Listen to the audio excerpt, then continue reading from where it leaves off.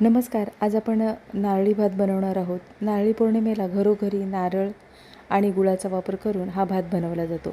तर कधी-कधी काय होतं, हाच भात चिकट किंवा मग चिवट होतो. तर हा भात खायला मग कोणाला आवडत नाही. तर हाच नारळी भात आपण अगदी मऊ लुसलुशीत, सुटसुटीत असा बनवणार आहोत. तर हा नारळी भात कसा बनवायचा तो आज आपण ह्या रेसिपीमध्ये पाहणार आहोत. तर प्रथम आपण इथे साहित्य पाहूया. तर इथे आपण 1 वाटी जुना बासमती तांदूळ घेतलेला आहे. तर नारळी भात बनवण्यासाठी कोणताही जुना तांदूळच वापरायचा. तर इथे मी जुना तांदूळ बासमती वापरलेला आहे. तुम्ही इथे आंबेमोहरसुद्धा वापरू शकता. अर्धी वाटी ओला नारळ, त्याच्यानंतर आपण इथे पाऊण वाटी इथे गुळाचा वापर करणार आहोत. इथे आपण शेंगदाणे घेतलेले आहेत. शेंगदाणे आपण गरम पाण्यामध्ये भिजवून घेतलेले आहेत. तर इथे आपण वेलची आणि जायफळ पावडर आणि 7 ते 8 लवंगा, तर हे शेंगदाणे आता सोलून घेणार आहोत. इथे आपण ड्रायफ्रूट्सचा वापर न करता शेंगदाण्याचा वापर करणार आहोत. अतिशय चविष्ट असा हा भात तयार होतो. नक्की रेसिपी बनवून बघा. तर इथे आपण कच्चे शेंगदाणे गरम पाण्यामध्ये भिजवून घेतलेले आहेत. तर 15 ते 20 मिनटं झाल्यानंतर हे शेंगदाणे छान सोलून घ्यायचे. तर अशा पद्धतीने आपण सर्व सालं काढून घेणार आहोत. तर इथे ड्रायफ्रूट्सचा बिलकुल वापर करणार नाही आहोत. फक्त आपण इथे शेंगदाणे सोलून घेतलेले आहे. हे शेंगदाणे सोलून झालेले आहेत आणि आता 1 वाटी आपण इथे जुना बासमती तांदूळ 2 ते 3 पाण्याने स्वच्छ धुवून झालेला आहे आणि चाळणीमध्ये आपण पूर्णपणे पाणी निथळून घेणार आहोत. तर तांदळातील पाणी पूर्णपणे निथळूनच घ्यायचा, म्हणजे भात छान तयार होतो. तर आता कढईमध्ये आपण 2 ते 3 चमचे साजूक तूप वापरणार आहोत. तर इथे साजूक तुपाचा शक्यतो वापर करा, म्हणजे भात छान मऊ राहतो. तर इथे तुम्हाला जर साजूक तूप आवडत नसेल तर तुम्ही डालड्याचा वापर करू शकता. तर इथे गॅसची फ्लेम एकदम स्लो ठेवायची आहे आणि तूप साधारण गरम करून घेणार आहोत. तर इथे लक्षात ठेवा, कडकडीत असं तूप गरम करून घेऊ नका. तूप जर कडकडीत गरम करून घेतलं तर लवंगा उडण्याची शक्यता असते. तर इथे स्लो गॅसवरच आपल्याला छान लवंगा परतवून झालेले आहेत आणि आपण जे निथळून घेतलेले तांदूळ आहेत ते आपण आता फोडणीमध्ये छान परतवून घेणार आहोत. तर इथे गॅसची फ्लेम स्लो ठेवायची आहे आणि अगदी 1 ते 2 मिनटं आपण तांदूळ छान परतवून घेणार आहोत. तर हा तांदूळ छान आपण निथळूनच घ्यायचा, बिलकुल इथे पाण्याचा अंश ठेवायचा नाही आहे. तर इथे आता 1 ते 2 मिनटं झालेली आहेत आणि तांदूळ छान परतवून झालेले आहेत. तर तांदूळ परतवल्यामुळे काय होतं, भात छान सुटसुटीत होतो. भात जर तुम्हाला सुटसुटीत हवा असेल तर अगदी 1 ते 2 मिनटं तुपामध्ये छान अशा पद्धतीने परतवून घ्यायचा, म्हणजे छान भात सुटसुटीत होतो.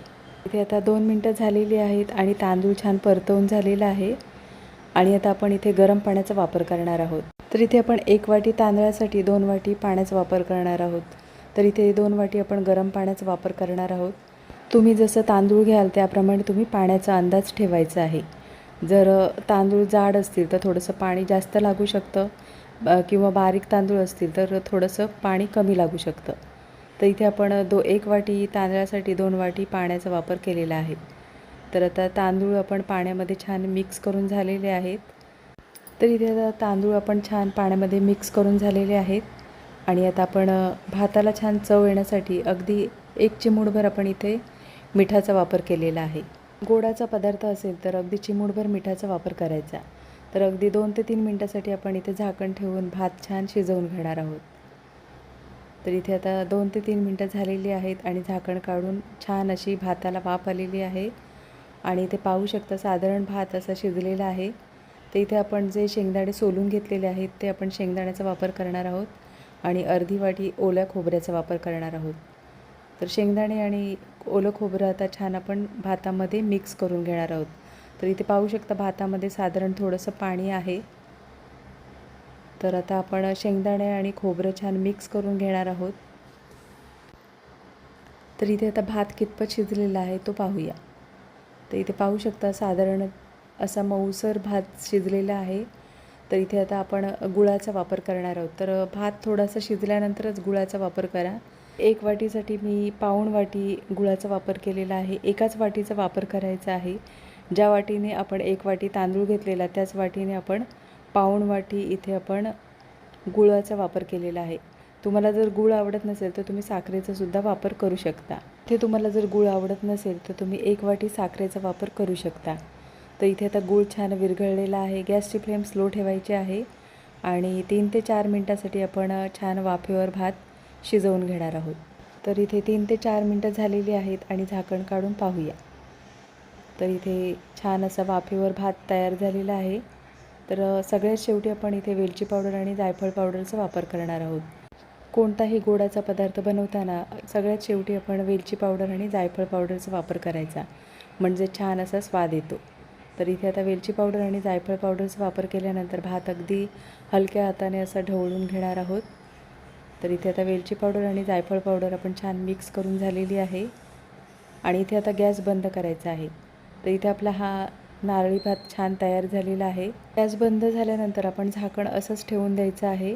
त्याच्यानंतर आपण अगदी 5 ते 6 मिनटानंतर झाकण काढून भात आपण डिशमध्ये काढून घेणार आहोत. तर इथे आपला हा छान सुटसुटीत मऊ अगदी रसरशीत असा नारळी भात तयार झालेला आहे, तो आपण एका डिशमध्ये काढून घेणार आहोत. तर अगदी चविष्ट असा हा भात तयार होतो. नक्की रेसिपी बनवून बघा आणि ड्रायफ्रूट्सच्या ऐवजी तुम्ही शेंगदाण्याचा वापर नक्की करा. तर अतिशय चविष्ट असा हा भात तयार होतो. नक्की रेसिपी बनवून बघा आणि कमेंटमध्ये मला नक्कीच सांगा. आजची रेसिपी आवडली असेल आणि चॅनलवर नवीन असलात तर चॅनलला सबस्क्राईब करा आणि व्हिडिओ आवडला असेल तर लाईक शेअर करा. तर इथे आता भातावर आपण थोडंसं वरून ओलं खोबरं आणि आवडत असल्यास वरून थोडंसं केशरचा वापर करू शकता. तर इथे आपला हा नारळी भात तयार झालेला आहे. नक्कीच रेसिपी बनवून बघा आणि पुन्हा भेटू आपण अशाच नवीन रेसिपीमध्ये.